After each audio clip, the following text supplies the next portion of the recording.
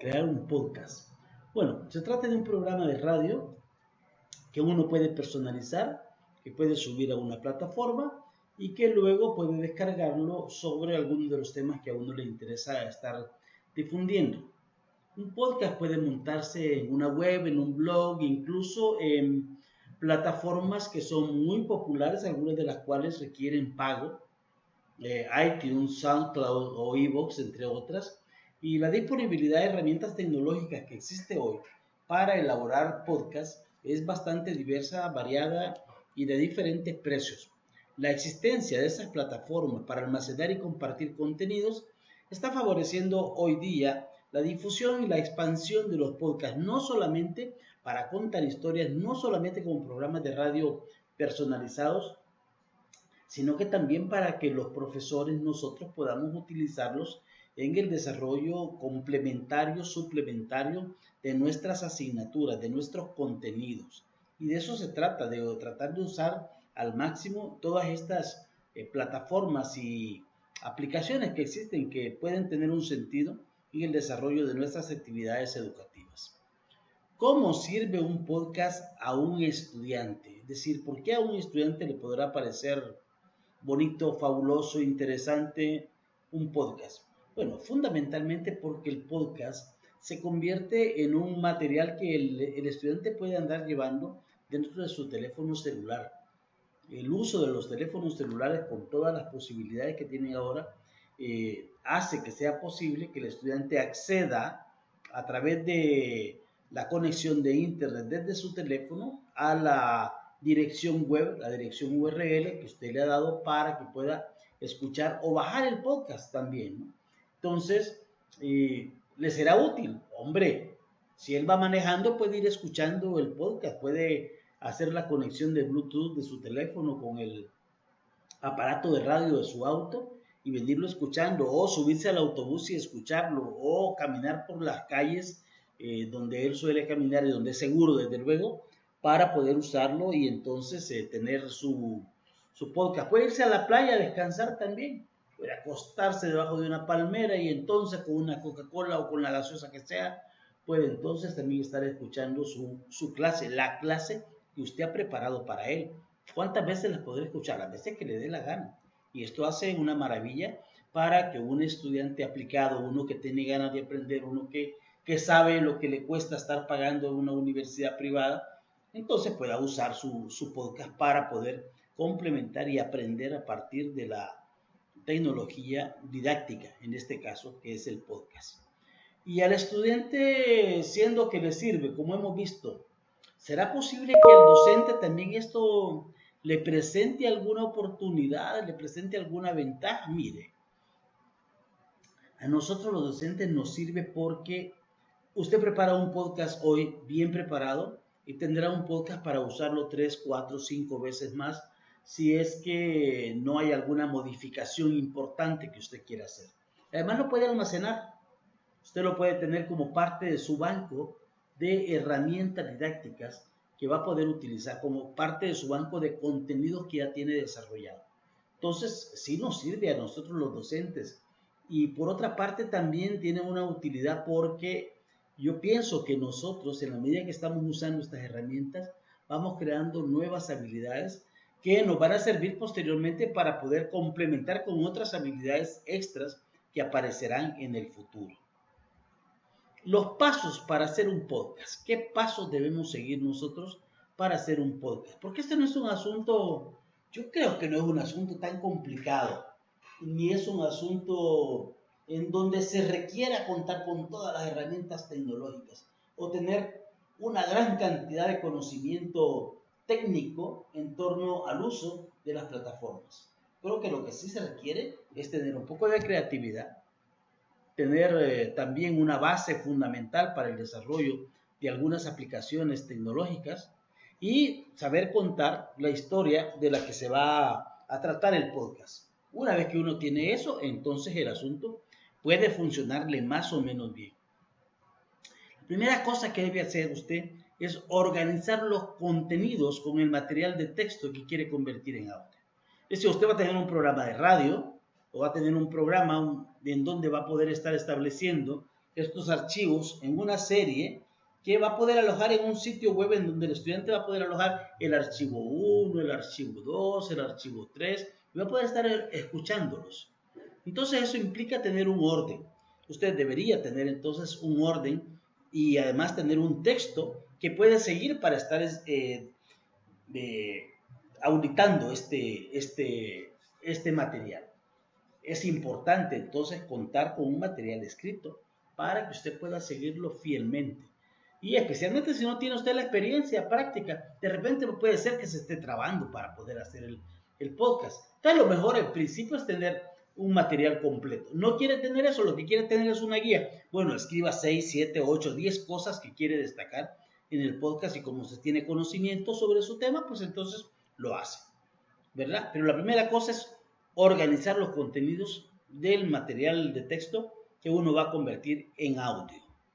Luego, conseguirse el equipo. Mire, lo básico es tener un teléfono con un programa de grabación, un editor de audio si es posible, pero los teléfonos, nosotros tenemos teléfonos a los cuales podemos hacer grabaciones cortas, grabaciones de 15, 20 minutos que pueden estar alojadas en el teléfono y después de eso subirlas como material para el podcast.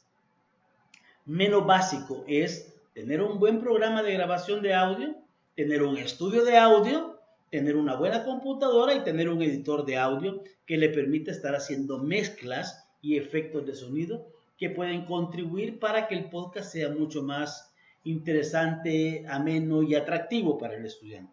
Pero el equipo básico es un teléfono con un programa de grabación, un editor de audio, que es básicamente lo que yo utilizo para hacer mis podcasts. Yo lo único que uso es mi teléfono y un sitio donde alojo el programa. Nada más, nada más. Y no quedan cosas tan despreciables, vamos a decir. No quedan cosas bonitas que el estudiante puede ser que le guste. Para producir el podcast se necesita entonces contar con este aparatito, con el teléfono, en donde usted va a poder hacer su grabación de audio. Una vez que usted tiene hecha esta grabación de audio, usted podría hacer la mezcla de música dentro de esta grabación. Y usted se consigue un aparato, una computadora que pueda tener un mezclador y entonces puede hacer esta edición del audio agregando música. ¿No quiere hacer eso? Le doy un secreto. Lo que yo hago es grabar a veces en mi teléfono, a veces en mi computadora. Y lo que hago con esto es, si grabo en la computadora, enciendo música en el teléfono, música que a mí me guste, que además esté adecuada al contenido, etcétera, etcétera. Y entonces la pongo a un bajo volumen y hago la grabación en la computadora. Y entonces tengo una grabación que tiene un audio, que tiene un fondo de una computadora. Si en algún momento hago una pausa, puedo elevar un poquito el volumen. Y después si comienzo a hablar, bajo un poco el volumen. Si no es así, entonces yo podría grabar en mi teléfono y poner exactamente la misma música en la computadora. Si no tengo todo eso, puedo hacer las mezclas de las que hemos estado hablando. Y entonces me va a quedar un podcast con efectos de sonido, con música, producido por mí mismo. No necesito un estudio. Hombre, si tengo un estudio es mucho mejor. Qué bueno que tengo un estudio. Pero si no tengo el estudio, pues puedo hacerlo así nomás.